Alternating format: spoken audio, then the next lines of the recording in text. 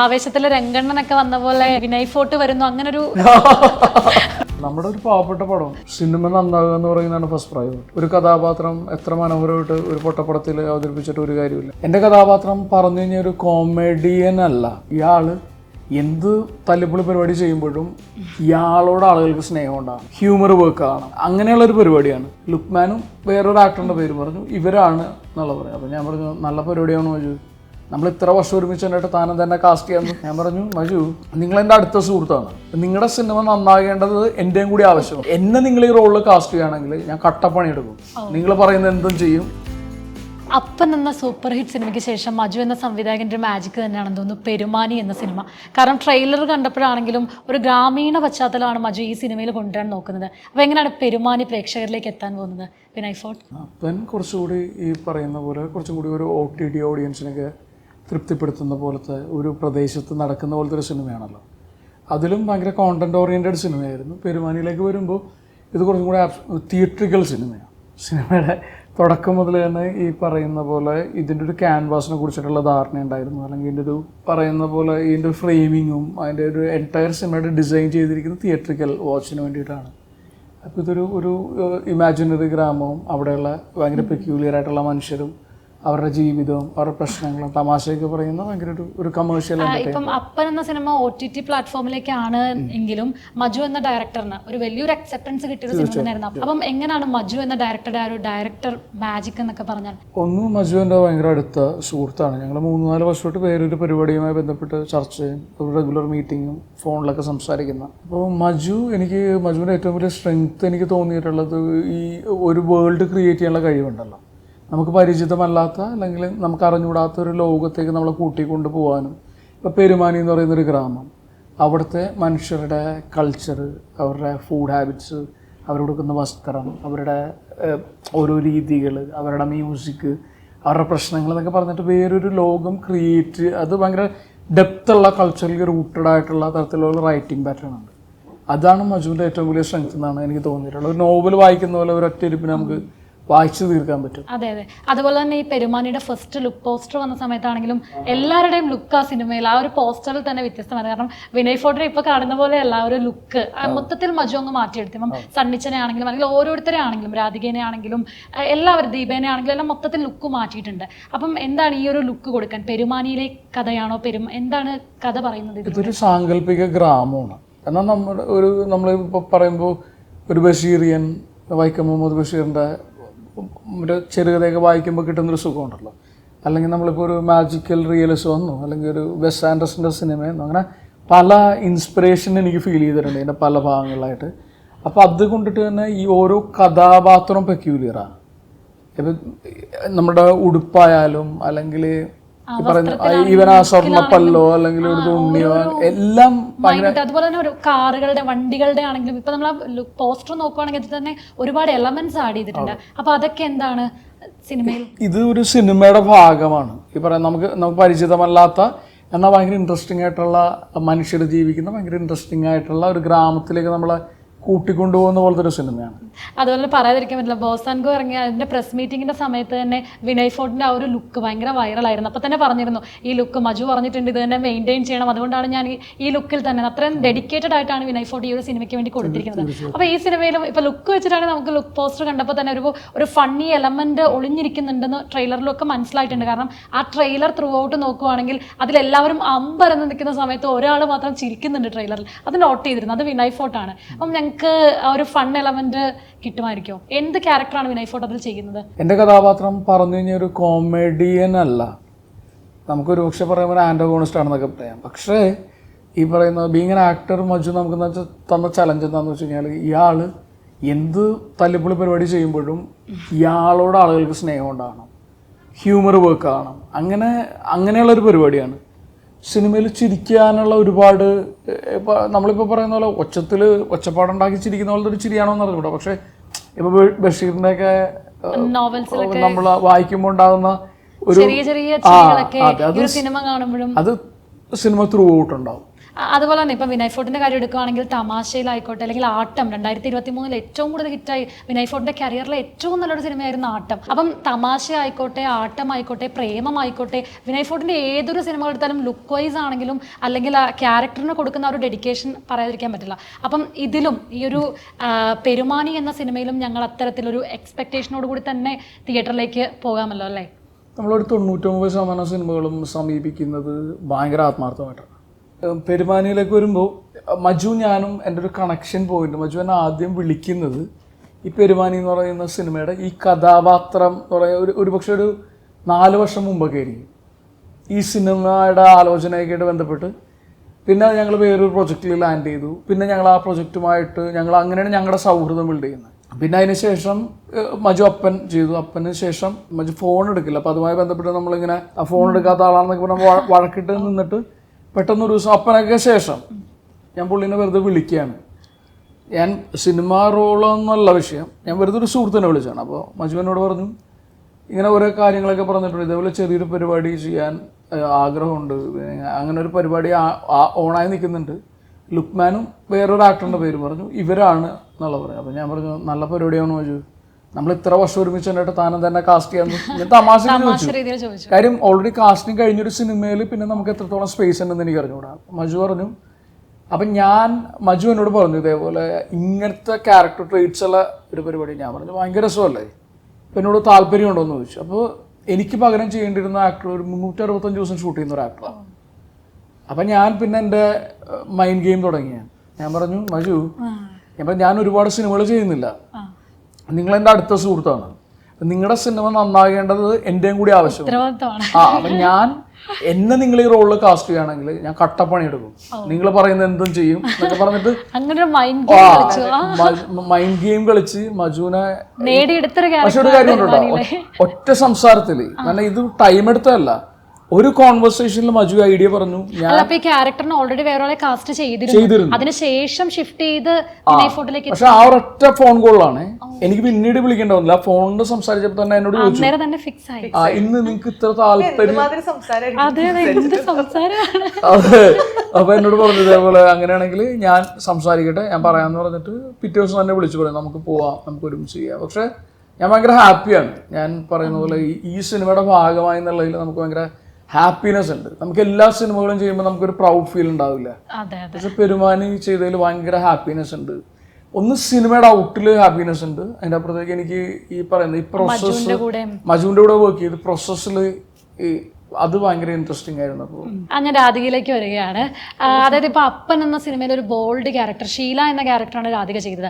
അതും മജു ആയിട്ടുള്ള ആ ഒരു കോംബോ, ആ ഒരു സിനിമ തന്നെയാണ്. കാരണം മജുവിൻ്റെ ഡയറക്ടോറിയൽ സ്കില്ല് ഷീല എന്ന കഥാപാത്രവും നേരിട്ട് കണ്ടതാണ്. അപ്പോൾ അതിൽ നിന്നും എത്രത്തോളം വ്യത്യാസമാണ് ഈ പെരുമാനിയിലെ ക്യാരക്ടർ? പെരുമാനിയിലെ ക്യാരക്ടർ ബോൾഡാണ്. റംലു എന്നാണ് എൻ്റെ ക്യാരക്ടറിൻ്റെ പേര്. ബോൾഡ് ആയിട്ടുള്ള ഒരു ക്യാരക്ടറാണ്. മൈചേട്ടൻ പറഞ്ഞു മൈചേട്ടൻ ഈ സിനിമയിലെ ഏറ്റവും ഇഷ്ടപ്പെട്ടൊരു ക്യാരക്ടറാണ് റംലു എന്നാ പറഞ്ഞത്. കാരണം റംലുവിൻ്റെ ലൈഫിൽ നടക്കുന്ന ചില കാര്യങ്ങൾ അത് വേറൊരാളുടെ ലൈഫിൽ നടക്കരുതെന്ന് റംലുവിന് ആഗ്രഹമുണ്ട്. അതുകൊണ്ട് നടക്കാതിരിക്കാൻ വേണ്ടിയിട്ട് ഹെൽപ്പ് ചെയ്യുന്നുണ്ട്. പിന്നെ നമുക്കൊക്കെ ലൈഫിൽ നമ്മൾ എപ്പോഴെങ്കിലും എന്താ പറയുക വീണ് പോയിട്ട് അല്ലെങ്കിൽ നമ്മളിവിടെ സ്റ്റക്കായി ഇനി എനിക്ക് എൻ്റെ ലൈഫ് ഇങ്ങനെ ആയിരിക്കുന്നു നമ്മളൊക്കെ ലൈഫിൽ ഏതെങ്കിലും പോയിന്റിൽ വിചാരിച്ചിട്ടുണ്ടാവും.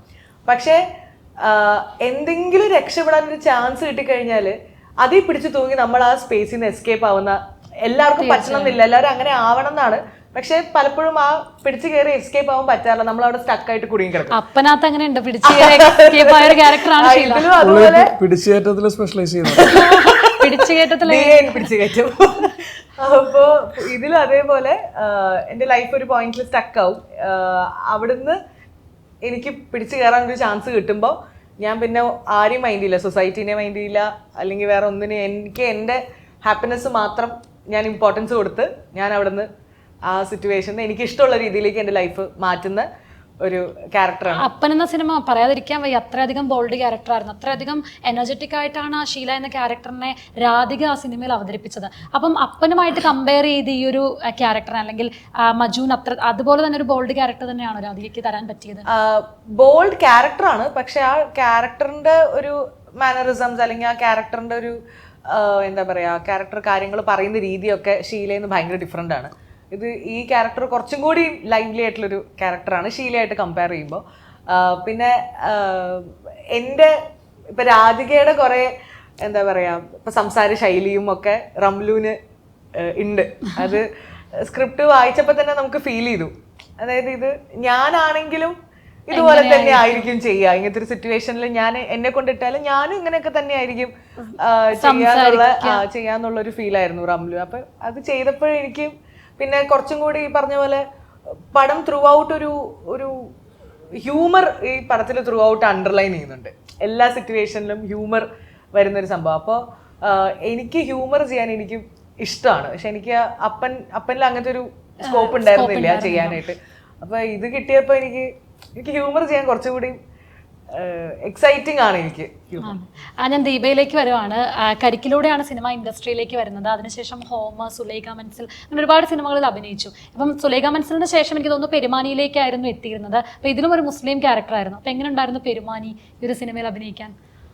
പെരുമാനി എനിക്ക് എപ്പോഴും ഒരു സ്പെഷ്യൽ ആയിട്ടുള്ള മൂവി ആയിരിക്കും എന്നും. കാരണം ഇതിലൊരു ലീഡ് ക്യാരക്ടർ തന്നെയാണ് ദീപ ചെയ്യുന്നത്. അതെ, ഒരു ലീഡ് ക്യാരക്ടറാണ് ചെയ്യുന്നത്. എനിക്ക് പെർഫോം ചെയ്യാൻ പറ്റിയൊരു സിനിമയാണ്. അങ്ങനെ ഒരു ക്യാരക്ടറുമാണ് എനിക്ക് കിട്ടിയിരിക്കുന്നത്. ഫാത്തിമ എന്നാണ് ക്യാരക്ടറിൻ്റെ പേര്. എനിക്ക് ഭയങ്കര ആഗ്രഹമായിരുന്നു ലുക്മാൻ്റെ കൂടെ സുലേഖ മനസ്സിൽ ഞാൻ പുള്ളി അഭിനയിക്കുന്നത് മാത്രമേ കാണാൻ പറ്റുള്ളൂ. എനിക്ക് ഇതുവരെ കോമ്പിനേഷൻ സീൻസ് ഒന്നും ഉണ്ടായിട്ടില്ല. അപ്പോൾ ഭയങ്കര ആഗ്രഹമായിരുന്നു എനിക്ക് അദ്ദേഹത്തിലൂടെ അഭിനയിക്കണം എന്നുള്ളത്. അപ്പോൾ അങ്ങനെ ഒരു ഭാഗ്യം എനിക്ക് ഈ സിനിമയിലൂടെയാണ് കിട്ടുന്നത്. ലുക്മാൻ്റെ കൂടെ അഭിനയിച്ചു എന്ന് പറഞ്ഞപ്പോൾ സെറ്റിൽ ഉണ്ടായിരുന്ന എന്തെങ്കിലും ഒരു ഫണ്ണി എലമെന്റ് ലുക്മാനുമായിട്ടുള്ള ഒരു കോമ്പിനേഷൻ സീനൊക്കെ എങ്ങനെ ഉണ്ടായിരുന്നു? സോ ഞാൻ ബേസിക്കലി ഈ ക്യാരക്ടർ ഡയലോഗ് ഡെലിവറി ഭയങ്കര ബൈഹാർട്ട് പഠിക്കുന്ന ഒരു വ്യക്തിയാണ്. അപ്പോൾ എനിക്കതൊരു വേർഡ് പോലും മിസ്സാക്കാൻ പറ്റില്ല. കാരണം അങ്ങനെ ഞാൻ പഠിക്കും. അപ്പോൾ കണ്ണാടി നോക്കി ആ ഡയലോഗ് ഇങ്ങനെ ഇങ്ങനെ ഇങ്ങനെ ഇങ്ങനെ പഠിക്കുന്നൊരു സ്വഭാവം ഉണ്ടായിരുന്നു. മാറിയിട്ടോ ഇപ്പം. അപ്പം അത് ലുക്മാന് നല്ലപോലെ അറിയാം. അപ്പം ആ മൂവിയിലെ ഒരു സീനിൽ ഒരു ഡയലോഗിൽ ഇങ്ങനെ പറയുന്നുണ്ട്, സപ്പോർട്ടാണ് എന്നുവെച്ചാൽ ഇതിന് ഭയങ്കര സപ്പോർട്ടാണെന്നാണ് പറയുന്നത്. അപ്പം ആ ഒരു ഡയലോഗ്, ആ വേർഡ് ഞാൻ മറന്നുപോയി. അപ്പൊ ലുക്മാൻ ബൈഹാർട്ട് ആക്കി. കാരണം ടേക്കെടുത്ത് ലുക്മാൻ അത് കൈകാട്ടി. അപ്പൊ ലുക്മാൻ ഓപ്പോസിറ്റ് നിന്നിട്ട് സപ്പോർട്ടാന്ന് കാണിക്കുക. എനിക്ക് മറ്റേ ചിക്കൂലേ സപ്പോർട്ടാ, അങ്ങനെയെങ്കിലും ഒന്ന് ഓർത്തെടുക്കാൻ പറയാം. അപ്പം ഇഷ്ടം പോലെ ഉണ്ട് കേട്ടോ. ലുക്മാനോ ഭയങ്കര സപ്പോർട്ടീവ് ആയിരുന്നു. ഭയങ്കര ഇഷ്ടം പോലെ ഫൺ. ഇപ്പം രസകരമായ ഇൻസിഡന്റ് എനിക്ക് കൂടുതലും വിനയ് ചേട്ടനായിട്ടായിരുന്നു. അതുപോലെ തന്നെ പറഞ്ഞപ്പോ ഡയലോഗ്സ് ഒക്കെ ബൈഹേർട്ട് ചെയ്യണമെന്ന്. ഇപ്പം ഇത് ത്രൂ ഔട്ട് ഒരു മുസ്ലിം ക്യാരക്ടറിനെയാണ് ചെയ്യുന്നത്. അപ്പം സംസാര ശൈലിയാണെങ്കിലും അങ്ങനെ. അപ്പൊ അതൊക്കെ എങ്ങനെയായിരുന്നു പഠിക്കാനൊക്കെ? അതായിരുന്നു ഏറ്റവും ടഫ്. അപ്പൊ എനിക്ക് ചെറുതായിട്ട് ഈ കോട്ടയം സ്റ്റൈൽ വരും. കാരണം എന്റെ നാട് എവിടെയാണ്. അതെ, അപ്പം അപ്പൊ ആ ഒരു വാക്കൊക്കെ തിരിച്ച് നമ്മള് ഈ മലബാർ ഏരിയയിൽ വേറെ ആണല്ലോ. അപ്പൊ അതെനിക്ക് കുറച്ച് ഒരു ചലഞ്ചിങ് ആയിരുന്നു. പക്ഷെ മജൂക്ക ഒരുപാട് സപ്പോർട്ട് ചെയ്തിട്ടുണ്ട്. Repeatedly dialogues. ഞാൻ കോഴിക്കോടാണ്, പക്ഷെ എനിക്ക് എങ്ങനെ വന്നാലും ആ ഒരു സ്ലാങ് കിട്ടത്തില്ല. ഇപ്പൊ സിനിമയ്ക്ക് ശേഷം മലബാറി സ്ലാങ് ആണോ വരുന്നത്? അത് വരുന്നുണ്ടോ? ഇല്ല, മിക്സ് ആണല്ലോ, പെട്ടെന്ന് സ്വിച്ച് ചെയ്യുന്നുണ്ടല്ലേ.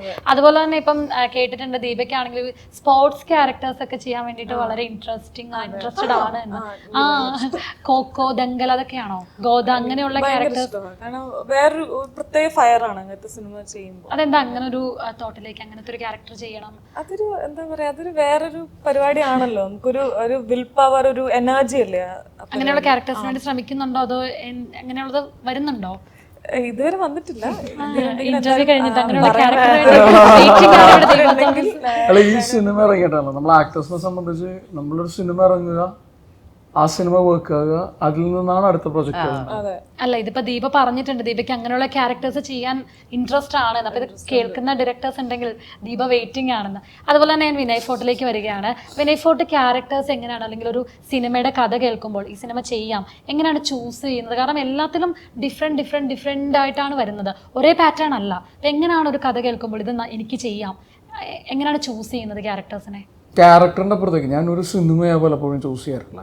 ഒരു സിനിമ നന്നാകുക എന്ന് പറയുന്നതാണ് ഫസ്റ്റ് പ്രയോറിറ്റി. നമ്മൾ ഒരു കഥാപാത്രം എത്ര മനോഹരമായിട്ട് ഒരു പൊട്ടപ്പടത്തിൽ അവതരിപ്പിച്ചിട്ട് ഒരു കാര്യമില്ല. പക്ഷേ നമ്മൾ ഇപ്പോൾ ഒരു ഭേദപ്പെട്ട ഒരു മേജർ റോള് നല്ലൊരു സിനിമ ചെയ്ത് കഴിഞ്ഞ് കഴിഞ്ഞാൽ അതായിരിക്കും നമ്മളെ ഹെൽപ്പ് ചെയ്യുന്നത് പലപ്പോഴും. അപ്പോൾ എനിക്ക് അവൈലബിൾ ആയിട്ടുള്ള ചോയ്സസിൽ നിന്ന് എനിക്ക് കൺവിൻസിങ് ആയി തോന്നുന്ന, അല്ലെങ്കിൽ എനിക്ക് എന്നെ എക്സൈറ്റ് ചെയ്യുന്ന പരിപാടികൾ ചെയ്യാന്നുള്ളതാണ്. അതുപോലെ തന്നെ ലുക്ക് വൈസ് ഞാൻ ഒന്നും കൂടി പറയുകയാണ്. കാരണം ഇപ്പോൾ സിനിമ എന്ന ഇൻഡസ്ട്രി എല്ലാം എന്താ പറയുന്നത് ഗ്ലാമറസ് ആയിട്ടുള്ള റോളുകൾ ചെയ്യുക, അങ്ങനെ നോക്കി പോകുമ്പോൾ ലുക്ക് എന്താണെങ്കിലും ആ വർക്കിലാണ് വിനയ് ഫോർട്ട് ഇമ്പോർട്ടൻസ് കൊടുക്കുന്നത്. അപ്പം ലുക്ക് ഈ ഒരു ലുക്കാണ് വരുന്നതെന്നൊക്കെ പറയുമ്പം പെട്ടെന്ന് എന്താണ് ഇങ്ങനെ ചെയ്യാം, അങ്ങനെ ഓക്കെ അങ്ങനെയാണ് പറയാറ്, അല്ലെങ്കിൽ അതിനുവേണ്ടി എഫേർട്ട് ഇടുക, എങ്ങനെയാണ് വിനയ് ഫോർട്ട്? എനിക്ക് ഭയങ്കര എക്സൈറ്റിംഗ് ആയിട്ടുള്ളൊരു പരിപാടി. കാര്യം നമ്മളങ്ങനെ ഭയങ്കര ഗ്രേറ്റ് ആക്ടേഴ്സ് ഒന്നും അല്ലാത്തൊരു സ്പേസിൽ നമ്മൾ എപ്പോഴും ഈ കാഴ്ചക്കാർക്ക് പുതിയതായിട്ട് എന്തെങ്കിലും ഒരു അനുഭവം കൊടുക്കുക എന്ന് പറയുന്നതാണ് ആക്ടേഴ്സ് ചെയ്യേണ്ടത്. ഡെയിലി ഇപ്പോൾ നമ്മളിപ്പോൾ ബിരിയാണിയാണെന്ന് വിചാരിച്ചു കഴിഞ്ഞാലും നമുക്ക് ബോറടിക്കുമല്ലോ. ഡെയിലി ബിരിയാണി കഴിച്ചാലും ബോറടിക്കും. അപ്പോൾ എന്താ ചെയ്യേണ്ടതെന്ന് വെച്ച് കഴിഞ്ഞാൽ ഏതെങ്കിലും തരത്തിൽ പുതിയ തരത്തിൽ നമുക്ക് ആളുകളിലേക്ക് എത്താൻ പറ്റുക, പുതിയൊരു അനുഭവം ഉണ്ടാവുക, അവർക്ക് പുതിയൊരു ഇമോഷണൽ ജേർണി ഉണ്ടാക്കുക എന്ന് പറയുന്നതാണ് ശ്രമിക്കുന്നത്. അപ്പോൾ അതിൻ്റെ ഒരു 40-50% നമ്മുടെ ഒരു ലുക്കിൻ്റെ പരിപാടിയിൽ തന്നെ. അപ്പോൾ പ്രത്യേകിച്ച് പെരുമാനി പോലെയുള്ള സിനിമകളൊക്കെ എടുത്തു കഴിഞ്ഞാൽ ഇയാളെ കാണുമ്പോൾ തന്നെ ഇയാളിങ്ങനെ രജിസ്റ്റേർഡ് ആണ്. കാരണം ഞാൻ പറഞ്ഞു ബോസ് ആൻഡ് ഗോൾ സിനിമയുടെ പ്രസ് മീറ്റിന്റെ സമയത്ത് തന്നെ ആളുകൾക്കിടയിൽ ഈ ഒരു ലുക്ക് രജിസ്റ്റേർഡ് ആയിരുന്നു. ഈ സിനിമ ഇറങ്ങിക്കഴിയുന്നതിന് മുന്നേ തന്നെ എനിക്ക് തോന്നുന്നു വിനയ് ഫോർട്ടിന്റെ ലുക്കായിരിക്കും ഏറ്റവും കൂടുതൽ പ്രേക്ഷക മനസ്സിൽ രജിസ്റ്റേർഡ് ആയിട്ടുള്ള ഒരു ഇമേജ്. ഇനി ഞാൻ ഒന്നുകൂടെ ചോദിക്കുകയാണ്, ഇപ്പം സണ്ണി വെയിനും ഇതിലൊരു പ്രത്യേക ലുക്കിൽ തന്നെയാണ് എത്തുന്നത്. അപ്പോൾ എങ്ങനെ ഉണ്ടായിരുന്നു? സണ്ണി വെയിനുമായിട്ടുള്ള ഫസ്റ്റ് കോംബോ മൂവിയാണോ? ഇതിനു മുന്നേ സണ്ണി വെയിനുമായിട്ട് സിനിമകൾ ചെയ്തിട്ടുണ്ടോ? ഞങ്ങൾ ഒരുമിച്ച് ഒരു മസാല റിപ്പബ്ലിക് എന്ന് പറഞ്ഞ സിനിമ ചെയ്തു. അതിൽ ഞങ്ങൾ രണ്ടുപേരും ആ സിനിമയിലുണ്ടായിരുന്നു, പക്ഷെ ഒരുമിച്ച് ഉണ്ടായിരുന്നില്ല. സണ്ണിയായിട്ട് ആദ്യമായിട്ടായി അഭിനയിക്കും. ആദ്യമായിട്ട്. അപ്പോൾ എങ്ങനെ ഉണ്ടായിരുന്നു സെറ്റില് നിങ്ങളുടെ ഒരു? നല്ലായിരുന്നു. ഇത് നമ്മളിതൊരു ഫാമിലി പോലെയൊക്കെ ഷൂട്ട് ചെയ്തൊരു പരിപാടി, ഒരു കൺവെൻഷണൽ സിനിമ സെറ്റപ്പ് ഒന്നുമല്ല. നമ്മളെല്ലാവരും ഈവൻ പ്രൊഡക്ഷനിലാണെങ്കിലും എല്ലാവരും ഫ്രണ്ട്സായിരുന്നു. ഭയങ്കര പീസ്ഫുൾ ആയിരുന്നു. ഈ ഒരു സിനിമയിൽ ലുക്മാന്റെ ഒരു കഥാപാത്രം, അതായത് ലുക്മാനും ഒരു ഇമ്പോർട്ടൻറ്റ് ക്യാരക്ടറാണ് ചെയ്യുന്നത് നമുക്ക് ട്രെയിലറിലൂടെ വ്യക്തമാണ്. അപ്പോൾ എന്താണ് ലുക്മാന്റെ ഈ ഒരു സിനിമയിൽ? ഈ സിനിമ ആത്യന്തികമായിട്ട് പെരുമാനി എന്ന് പറഞ്ഞ ഗ്രാമത്തിൻ്റെ കഥ പറയുന്ന സിനിമയാണ്. എന്നിരുന്നാലും നമ്മളിപ്പോൾ ഒരു പ്രൊട്ടാഗണിസ്റ്റിലുണ്ടെങ്കിൽ ലുക്മാൻ്റെ ക്യാരക്ടറാണെന്ന് പറയാം. ലുക്കിൻ്റെ ക്യാരക്ടറാണ്, അവൻ്റെ ജേർണിയാണ് ഈ പ്രൊട്ടാഗണിസ്റ്റ് എന്ന് പറയുന്നൊരു പരിപാടി. അങ്ങനെ ഒരു ക്യാരക്ടർ ചെയ്തേക്കണം. ലുക്മാൻ്റെ പേരായിട്ട് വരുന്ന പോലത്തെ ഒരു ക്യാരക്ടറാണ് ദീപയുടെ. അപ്പോൾ ലുക്കിൻ്റെ പരിപാടി എന്താണെന്ന് വെച്ചാൽ ഞങ്ങൾ ഓൾറെഡി ഞങ്ങൾക്ക് അതിന് മുമ്പ് അറിയാം. പിന്നെ ചുരുളിയിലൊക്കെ വർക്ക് ചെയ്ത് ഞങ്ങൾ ഭയങ്കര സിങ്ക് ആയിട്ടുള്ള, പിന്നെ എൻ്റെ മോസ്റ്റ് ഓഫ് ദ സീൻസും ഞാനും ലുക്കും ഒക്കെ ആയിട്ടൊക്കെ തന്നെ ദീപ, സണ്ണി, നവാസ് അങ്ങനെയുള്ള ഒരു സർക്കിളാണ്. നല്ലൊരു അനുഭവമായിരുന്നു. ഈ ഒരു സിനിമ എവിടേക്കായിരുന്നു ഷൂട്ടിംഗ് ലൊക്കേഷൻ ഒക്കെ? എവിടേക്കായിരുന്നു? ഒറ്റ സ്ഥലമായിരുന്നു, ഒറ്റപ്പാലം, ഷൊർണൂർ. കൂടുതലും ഒറ്റ സ്ഥലം, ഒറ്റപ്പാലം, ഷൊർണൂരിൻ്റെ ആയിരുന്നു. ആ ഒരു പെരുമാനി നാടിന്റെ കഥ മാത്രമാണ് പെരുമാനി എന്ന സിനിമയിലൂടെയും പ്രേക്ഷകരിലേക്ക് എത്താൻ പോകുന്നത്. അപ്പോൾ ഈ സിനിമ ഫാമിലി ഓഡിയൻസിലേക്ക് എങ്ങനെയൊക്കെയാണ് ഈ സിനിമ ചെല്ലാൻ പോകുന്നത്? ഇതൊരു ഫാമിലി ഓഡിയൻസ് എന്ന് പറഞ്ഞിട്ട് ഒതുക്കേണ്ട ഒരു പരിപാടിയല്ല ഈ സിനിമ. ഇപ്പോൾ നമ്മളിപ്പോൾ പൊന്മുട്ടിയുടെ താറാവ് എന്ന സിനിമ പറയുന്നത്, അതിപ്പോൾ ഏജ് കാറ്റഗറിയിലല്ല, ഏറ്റവും കൂടുതൽ റിപ്പീറ്റ് വാച്ച് നമ്മൾ ചെയ്തപ്പെട്ടുള്ള ഒരു സിനിമയാണ്. അപ്പോൾ സിനിമ കണ്ട പല ആളുകളും എന്നെ വിളിച്ചിട്ട് ഡയറക്റ്റ്ലി പറഞ്ഞ ആ സിനിമയുടെ കാര്യമാണ്. ആ സിനിമ പോലെയൊക്കെ ഇരിക്കുന്ന എനിക്ക് ഏറ്റവും പ്രിയപ്പെട്ട സിനിമകളൊന്നാണ്. അപ്പോൾ അത് കേൾക്കുമ്പോൾ എനിക്ക് ഭയങ്കര അതിയായ സന്തോഷം തോന്നാറുണ്ട്. അപ്പോൾ ഇതിനങ്ങനെ ഒരു ഫാമിലി, ഡെഫിനറ്റ്ലി ഒരു ഫാമിലി ഓഡിയൻസിനെ ഭയങ്കരമായിട്ട് അപ്പീൽ ചെയ്യുന്ന സിനിമയാണ്. ഭയങ്കര ക്ലീൻ എൻ്റർടൈനറാണ് സിനിമ, ഭയങ്കര ക്ലീൻ എൻ്റർടൈനറാണ്. ഒരു മോശപ്പെട്ട വാക്കൊന്നുമില്ല, ക്ലീൻ ഫിലിമാണ്, എന്റർടൈൻ പരിപാടിയാണ്. ഇപ്പൊ ഇതിൽ ഞങ്ങൾ ഫൈറ്റ് ചെയ്യുന്നുണ്ട്, പക്ഷെ ഫൈറ്റ് അതിലേക്കാണ്. കാരണം ഇടയ്ക്കിടയ്ക്ക് കലഹം, അവിടെ കലഹം നടന്നു, ഇവിടെ അവിടെ കാക്കകളെ കാണാനില്ല, ഒരു കുട്ടി വന്ന് പറയുന്നുണ്ട് ട്രെയിലറിനകത്ത്. അപ്പൊ ഇടയ്ക്കിടയ്ക്ക് കലഹങ്ങളുണ്ടോ? ഫൈറ്റ് നടക്കുമ്പോഴത് കോമഡിയാണ്. ഫൈറ്റും അല്ലെങ്കിൽ മറ്റേ സിനിമയിലെ ഒരു ആന്റഗോണിസ്റ്റ് എന്നൊക്കെ പറയാവുന്ന ക്യാരക്ടറാണ് ഞാൻ. കാര്യം പിടുത്തം കിട്ടിയായിരുന്നു. അപ്പൊ എല്ലാത്തിലും ഹ്യൂമറിന്റെ ഒരു സ്ട്രെങ്ത് ഭയങ്കര എലമെന്റും കൊണ്ട് വരുന്ന ഒരാൾ. ഞാൻ മാത്രമല്ല, ഒട്ടുമിക്ക ആളുകളുടെയും എന്ത് ഇമോഷനും അതിന്റെ ഔട്ട്കം ഒരു പക്ഷേ ഹ്യൂമറിൽ ചെന്നിട്ട് അവസാനിക്കും. ഓക്കെ. ഇപ്പം ആവേശത്തിലെ രംഗണ്ണനൊക്കെ വന്ന പോലെ ഒരു ഫൈറ്റിലേക്ക് വിനയ് ഫോർട്ട് വരുന്നു, അങ്ങനെ ഒരു ഇതിലേക്കൊക്കെ പോവോ? അങ്ങനെയൊന്നുമില്ല, നമ്മുടെ ഒരു പാവപ്പെട്ട പടം. ആവേശം എന്നൊക്കെ പറഞ്ഞാൽ മറ്റേ ഹൈ വോൾട്ടേജ് രംഗണ്ണന്റെ ആ ഒരു എൻട്രി പോലെ അല്ല, അങ്ങനെയൊന്നുമില്ല. ഇത് ഭയങ്കര റിയലിസ്റ്റിക് പരിപാടിയാണ്. ഈ സാധാരണ പച്ചയായിട്ടുള്ള മനുഷ്യരാണ് ഇവരൊക്കെ. ഇന്നലെ കുഞ്ഞു കുഞ്ഞു കാര്യങ്ങളൊക്കെ ഇവർക്ക് ഭയങ്കര സംഭവമാണ്. ഇപ്പൊ നമ്മൾ ടീച്ചർ കാണുമ്പോൾ തന്നെ അറിയാലോ, അതായത് ആ ഗ്രാമത്തിന്റെ മെയിൻ പ്രശ്നം, അതായത് രണ്ട് ചായക്കടക്കാര് പറയണത് അവിടെ കലഹമില്ല, അവിടെ കലഹം ഉണ്ടാക്കുക എന്ന് പറയുന്നതാണ് അവരുടെ അപ്പൊ കലഹമില്ലാത്തൊരു ഗ്രാമത്തിലുണ്ടാകുന്ന ദിസ് ഈസ് മൈ എന്റർടൈൻമെന്റ് എന്നൊക്കെ പറഞ്ഞു കലഹം ഉണ്ടാക്കുന്നതാണ്. അതുപോലെ തന്നെ ഇതിന്റെ ഫൈറ്റ് ഒക്കെ ചെയ്തിരിക്കുന്നത് മാഫിയ ശശിയാണ്. അപ്പം ഞങ്ങൾക്ക് അതുപോലുള്ള ഫൈറ്റുകളൊക്കെ എക്സ്പീരിയൻസ് ചെയ്യാൻ പറ്റുമോ? അതൊന്നുമില്ല, അങ്ങനെ ഫൈറ്റ് അതൊക്കെ തെറ്റിദ്ധാരണയാണ്. പക്ഷെ ഇതൊരു കമേഴ്ഷ്യൽ എന്റർടൈനർ ആണ്. ഈ സിനിമ നിങ്ങളെ എന്റർടൈൻ ചെയ്യിക്കും. അപ്പൊ ഞങ്ങൾക്കൊരു ഫൈറ്റ് ഉണ്ട്, പക്ഷെ ഫൈറ്റ് ശരിക്കും കോമഡിയാണ്. ഫൈറ്റ് ഉണ്ട് നമ്മളെ ചിരിക്കും, അങ്ങനെയുള്ളൊരു പരിപാടി. അതുപോലെ തന്നെ ദീപയിലേക്ക് ഈ സിനിമയിൽ റൊമാൻസോ അങ്ങനെ എന്തെങ്കിലുമൊക്കെ എലമെന്റ്സോ ഇൻക്ലൂഡഡ് ആണ്. ഗോപി സുന്ദറിന്റെ മ്യൂസിക് ആണ് ഈ ഒരു സിനിമയിൽ. അപ്പം മ്യൂസിക്കിന് എത്രത്തോളം ഈ ഒരു സിനിമയിൽ പ്രാധാന്യമുണ്ട്? പെരുമാനിയില് ഭയങ്കര മ്യൂസിക്കൽ പടമാണെന്നാണ് എനിക്ക് തോന്നിയിട്ടുള്ളത്. കാര്യം തുടക്കം മുതൽ അവസാനം വരെ 4-5 പാട്ടൊന്നും 5 പാട്ടുകളുണ്ടല്ലേ? ഗ്രാമീണ പശ്ചാത്തലമുള്ള പാട്ടുകളൊക്കെ ഉണ്ടോ? അതായത് ഇപ്പം ഒരുപാട് നാളുകൾക്ക് ശേഷമായിരിക്കും ഒരു ഗ്രാമീണ പശ്ചാത്തലമുള്ള ഒരു സിനിമ. ഗ്രാമീണ പശ്ചാത്തലം എന്ന് പറഞ്ഞു കഴിഞ്ഞാൽ ഇപ്പൊ ഈ ഇവരുടെ ഉടുപ്പൊക്കെ കണ്ടില്ല, ഇതൊരു അത് കൺവെൻഷൻ ബ്രേക്ക് ചെയ്യുന്ന തരത്തിലുള്ള ഒരു പരിപാടിയല്ലേ. അപ്പൊ അതുപോലെ മ്യൂസിക് കൾച്ചറുള്ള ഒരു ഗ്രാമം തന്നെ, അവിടെ ദഫ്മുട്ടുണ്ട്, അപ്പൊ അങ്ങനെയുള്ള പല പരിപാടികളുണ്ട്. അപ്പൊ അതുമായി കണക്റ്റഡ് ആയിട്ടുള്ള അറ്റ് ദ സെയിം ടൈം ഒരു കമേഴ്ഷ്യൽ വാല്യൂ ഉള്ള മ്യൂസിക് തന്നെയാണ് സിനിമയിലുള്ളത്. അപ്പോൾ എന്താണെങ്കിലും പ്രേക്ഷകരോട് എന്താണ് ഈ ഒരു അവസരത്തിൽ ഈ ഒരു സിനിമ കാണാൻ പോകാൻ വേണ്ടിയിട്ട്? എനിക്ക് തോന്നുന്നു ട്രെയിലർ കണ്ടപ്പോൾ തന്നെ നമ്മളെല്ലാം ഭയങ്കര ഇംപ്രസ്ഡ് ആണ്. ഈ പെരുമാനി കാണാൻ, പെരുമാനി എന്ന ഗ്രാമത്തിലെ ആ ഒരു കലഹം കാണാൻ വേണ്ടിയിട്ട്, എസ്പെഷ്യലി വിനയ് ഫോർട്ടിൻ്റെ ആ ഒരു ലുക്ക് കാണാൻ വേണ്ടിയിട്ട് നമ്മളെല്ലാം എക്സൈറ്റഡ് ആണ്. അപ്പോൾ പ്രേക്ഷകരോട് എന്താണ് പറയാനുള്ളത്? പ്രേക്ഷകരോട് പറയാനുള്ളത് മെയ് 10-ാം തീയതി സിനിമ തിയേറ്ററിൽ തന്നെ എല്ലാവരും പോയി കാണുക. അത്രയധികം തിയേറ്ററിക്കൽ എക്സ്പീരിയൻസ് ആയിരിക്കും പെരുമാനി എന്ന സിനിമ നിങ്ങൾക്കായിട്ട് നൽകാൻ പോകുന്നത്. Thank you.